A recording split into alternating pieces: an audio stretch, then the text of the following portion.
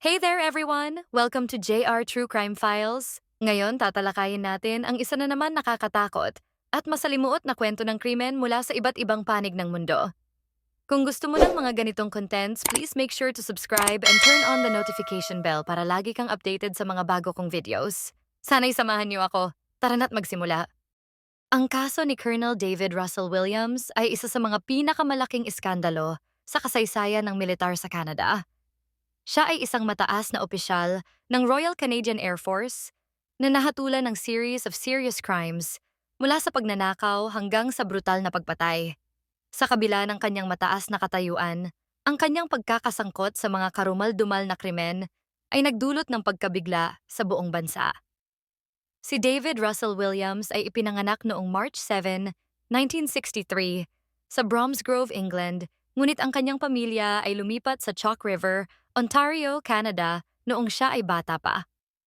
Sa unang tingin, ang kanyang buhay ay mukhang normal at puno ng tagumpay. Lumaki si Williams sa isang tipikal na middle-class family. Ang kanyang mga magulang ay nag-divorce noong siya ay bata pa, at ang kanyang ina ay muling nag-asawa. Ito ay si Jerry Sovka, isang nuclear engineer na nagdala sa pamilya sa iba't ibang lugar dahil sa kanyang trabaho. Nag-aral siya sa Upper Canada College, isa sa mga prestigious school sa Canada. Kilala siya bilang masipag at mahiyain, ngunit hindi siya gaanong napapansin ng kanyang mga kaklase. Hindi siya nakikihalubilo sa kanila. Pagkatapos ng high school, nagpatuloy si Williams sa University of Toronto, kung saan nakakuha siya ng degree sa Economics and Political Science noong 1986. Muli siyang nakilala bilang isang tahimik at seryosong estudyante. Mula sa lahat ng ulat, wala siyang ipinakitang kakaibang pag-uugali noong mga panahon na yon. Noong 1987, ilang taon matapos ang kanyang graduation, sumali si Williams sa Canadian Armed Forces. Mabilis ang kanyang pag-angat sa militar dahil sa kanyang disiplina at dedikasyon. Siya ay kilala bilang isang masipag at respetadong opisyal na nagpakita ng kahusayan sa kanyang tungkulin. Sa paglipas ng mga taon, si Williams ay naging isa sa mga pinaka-promising na opisyal ng Canadian Forces. Nakumpleto niya ang training bilang isang military pilot at naging skilled in command ng iba't ibang aircraft. Madalas siyang nagtuturo sa mga bagong recruit at mga baguhan sa mga military tactics. At noong taong 2009, itinalaga si Williams bilang commander ng Canadian Forces Base Trenton, isa sa pinakamalaki at central military base ng Canada. Ang kanyang posisyon ay isang patunay ng kanyang mataas na kakayahan at tiwala ng mga superior. Siya ay tumanggap ng iba't ibang mga misyon, kabilang ang mga flight operation na may kaugnayan sa mga dignitary tulad ng British Royal Family. Noong 1991, pinakasalan niya si Mary Elizabeth Harriman, isang matagumpay na senior executive sa Heart and Stroke Foundation of Canada. Ang kanilang relasyon ay pinaniniwalaang maayos at mapayapa. Wala silang naging anak at karamihan sa kanilang mga kakilala ay nagsasabing masaya ang kanilang pagsasama. Siya at ang kanyang asawa ay nagkaroon ng dalawang bahay, isang main house sa Ottawa at isang cottage sa Tweed, Ontario. Siya ay kilala bilang isang ideal military official na matino, disiplinado at professional.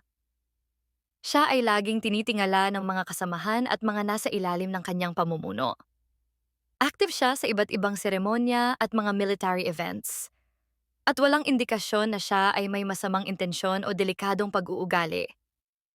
Bagamat sa panlabas ay perpekto ang image niya, nagsimula ang kanyang lihim ng mga krimen noong 2007. Si Williams ay madalas na naglalagi sa isang cottage na pagmamay-ari niya sa Cozy Cove Lane, sa village ng Tweed, Ontario, 53 kilometers mula sa Trenton. Noong gabi ng September 8, si Williams ay pumasok sa bahay ng kanyang kapitbahay habang wala ang pamilya at kumuha ng mga larawan ng kanyang sarili sa malaswang mga posisyon gamit ang underwear ng isang batang babae. Ilan sa mga ito ay kanyang ninakaw. Sa mga sumunod na buwan, siya ay pumasok sa iba pang mga bahay sa Tweed at sa lugar ng Belleville. Simula noong May 2008, ay sunod-sunod na mga ganitong pangyayari ang naganap sa paligid ng bahay ni Williams sa Orleans. Binibiktima niya ang mga pamilyang may kasamang mga batang babae o kabataang babae, pumapasok siya sa mga bahay sa gabi kapag wala ang mga tao. Sa ilang pagkakataon, bumabalik siya muli. Minsan pumapasok siya sa mga hindi nakalock na pinto. Sa ibang mga pagkakataon naman siya ay nakakapasok sa pamamagitan ng paggupit ng screen, pagpilit na pagbukas ng bintana, o pagsira ng kandado. Sa mga pagnanakaw, kinukunan ni Williams ng pictures ang mga underwear ng mga babae na nakaayos sa kama at ang kanyang sarili na nakasuot ng mga bra at panty. Kapag umalis na siya, kinukuha niya ang underwear bilang mga trophy. Sa 82 na naitalang pagnanakaw, ninakaw niya ang humigit kumulang 1,400 na piraso ng kasuotan. Karamihan dito ay underwear at lingerie. Walang isa man sa mga biktima niya sa Tweed ang nag-report ng mga pagnanakaw sa pulisya. Ang ilan ay hindi namalayan na ang kanilang mga tahanan ay pinasok o hindi napansin na may nawawala. Gayunpaman, 15 sa 25 na pamilyang biktima ng pagnanakaw sa Orleans ay nag-report ng mga krimen sa Ottawa Police Department. Ang mga undercover na pulis ay ipinuwesto upang magbantay sa Wilkie Drive, ngunit walang naging resulta.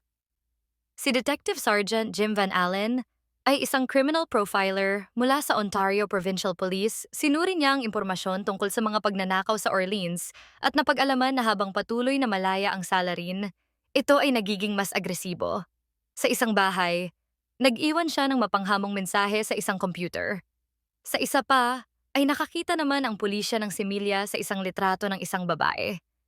Napagpasyahan ni Van Allen na ang nagmamatyag na kriminal ay nagdudulot ng lalong panganib para sa isang pisikal na sexual na pag-atake. Tulad ng babala ni Van Allen, lumala ang mapanganib na katangian ng mga krimen. Dalawang babae sa Tweed ang inatake noong September 2009, si Jane Doe noong ika-17 at si Lori Masicot noong ika-30. Ang parehong mga babae ay natutulog ng pasukin ang kanilang bahay. Parehong iginapos, tinakpan ang mga mata, inatake, at pinilit na mag-pose ng hubad para sa mga larawan. Sa parehong kaso, tumawag sa pulisya ang mga biktima, ngunit matapos lamang ang pag-atake kay Masicot, nagbigay ng babala ang Ontario Provincial Police sa publiko. At ang mga pulis ay nagpunta sa mga bahay-bahay para maghanap ng impormasyon na maaring magturo sa kanila sa salarin na tinawag ng mga lokal na Tweed Creeper. Noong gabi ng November 23, 2009, sa Brighton, isang bayan sa West Trenton, pinasok ni Williams ang bahay ni Corporal Marie-France Comau na nasa ilalim ng kanyang pamumuno sa CFB Trenton.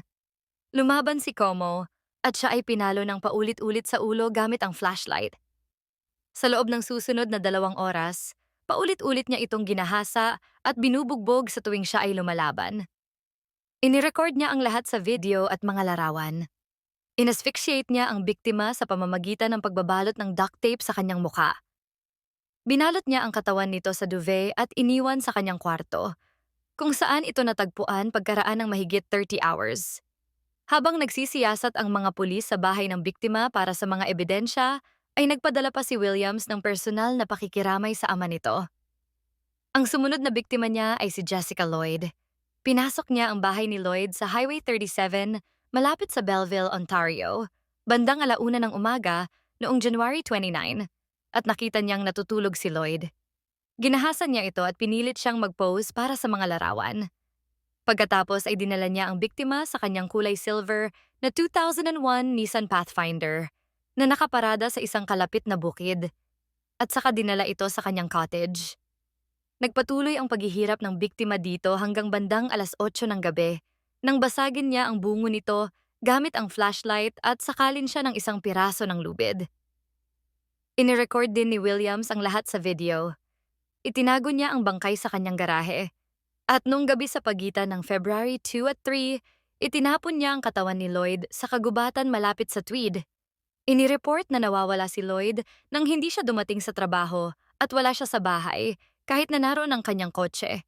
Agad na tumugon ang mga pulis. Pinaghinalaan ng mga investigador mula sa OPP at Belleville Police Department na ang mga sexual na pag-atake sa Tweed, ang pagpatay kay Como, at ang pagkawala ni Lloyd ay magkakaugnay. Isang malawakang paghahanap ang inilunsad. Kasama rito ang mga tauhan at isang search and rescue aircraft mula sa CFB Trenton na inaprubahan pa mismo ni Colonel Williams. Sa kabila ng pagsisikap ng mga pulis at daan-daang mga volunteers, makalipas ang 1 linggo, wala pa ring trace kay Lloyd. Gayunpaman, may mga saksi na nag-ulat na may nakita silang isang kulay silver na SUV na nakaparada sa isang bukid malapit sa bahay ni Lloyd noong gabi ng kanyang pagkawala. Natagpuan ng mga pulis ang mga bakas ng gulong na may kakaibang disenyo na nagpaikli sa listahan ng mga posibleng sasakyang sangkot kabilang ang Nissan Pathfinder. Noong gabi ng February 4, si Williams ay naharang sa isang OPP checkpoint sa Highway 37. Habang kunwari ay nagmamasid para sa mga lasing na driver, tinanong ng mga pulis ang mga sakay ng mga sasakyan ng mga tanong kaugnay sa paghahanap kay Lloyd at sinusuri ang mga gulong. Sinabi ni Williams na nagmamadali siya dahil merong may sakit na bata sa kanilang bahay. Sa maikling interogasyon, nakita ng mga opisyal na tumutugma ang disenyo ng mga gulong ng sasakyan niya sa mga bakas na natagpuan sa bukid. Mula sa sandaling iyon, si Williams ay isinailalim na sa pagmamanman ng mga pulis. Lalong lumakas ang hinala ng mga pulis nang matuklasan nilang siya ay nagsinungaling tungkol sa may sakit na bata. Noong hapon ng February 7, pumunta si Williams sa headquarters ng Ottawa Police sa kahilingan ni OPP Detective Sergeant Jim Smythe na nagsabing may ilang mga bagay na kailangang tapusin. Pagdating niya sa interrogation room, ang mga tanong ni Smythe ay hindi niya masagot ng maayos. Bukod dito, napansin ni Smythe na suot niya ang boots na sinuot niya noong gabi ng pagkawala ni Lloyd at tumugma ang mga ito sa mga bakas ng paa na natagpuan sa snow sa labas ng bahay ni Lloyd. Habang nagpapatuloy ang interogasyon, lingid sa kanyang kaalaman na ang mga officers ay may search warrants at nagsisiyasat na sa cottage niya sa Tweed at sa kanyang bahay sa Ottawa, sa harap ng kanyang gulat na asawa. Mayat-maya ay umaalis si Smith sa interrogation room para kumuha ng update mula sa mga search teams na nagbigay sa kanya ng mas maraming ebidensyang nagpapatunay ng kasalanan ni Williams. Sa wakas, sumuko na si Williams at itinigil ang pagpapanggap na siya ay inosente. Tinanong siya ni Smith, nasaan siya? Si Lloyd ang kanyang tinutukoy at sumagot naman si Williams, nang may mapa ka ba? Habang naghahanap ang mga officer sa buong bahay, ay natagpuan nila ang kanyang camera. Isang duffel bag na may lamang itim na skull cap, isang manual para sa lockpicking, at mga kahon at pillowcase na puno ng underwear at lingerie. Nakatago ang mga ito sa kisame ng basement ng bahay niya sa Ottawa. Ang dalawang computer hard drives na naglalaman ng mga expertly concealed records ng mga aktibidad ni Williams bilang isang sexual predator sa loob ng 2 taon. Ang mga video clip at halos 3,000 pictures ay nagpapakita ng mga pag-atake sa Tweed at ang mga pagpatay kina Comeo at Lloyd. Mayroon ding mga detalyadong tala ng kanyang mga pagnanakaw at isang meticulously compiled inventory ng lahat ng mga bagay na kanyang ninakaw. Ang balita ng pagkakaaresto kay Williams at ang kakaibang double life niya ay ikinagulat ng lahat ng nakakakilala sa kanya at ikinabigla ng publiko. Sa korte sa Belleville noong February 8, kinasuhan siya ng murder, sexual assault, and forcible confinement. Kalaunan, kinasuhan din siya ng maraming bilang ng pagnanakaw sa pamamagitan ng pagpasok sa bahay. Ginugol niya ang susunod na 8 buwan sa Quinte Detention Center sa Napanee, kung saan ilang beses siyang humarap sa korte sa pamamagitan ng video link. Dahil inamin ni Williams ang lahat ng kanyang kasalanan, siya ay hindi nanilitis. Noong Easter weekend ng April 2010, sinubukan niyang magpakamatay sa pamamagitan ng pagsakal sa sarili gamit ang karton ng toilet paper tube na ipinasok niya sa kanyang lalamunan. Ngunit siya ay pinigilan ng mga bantay.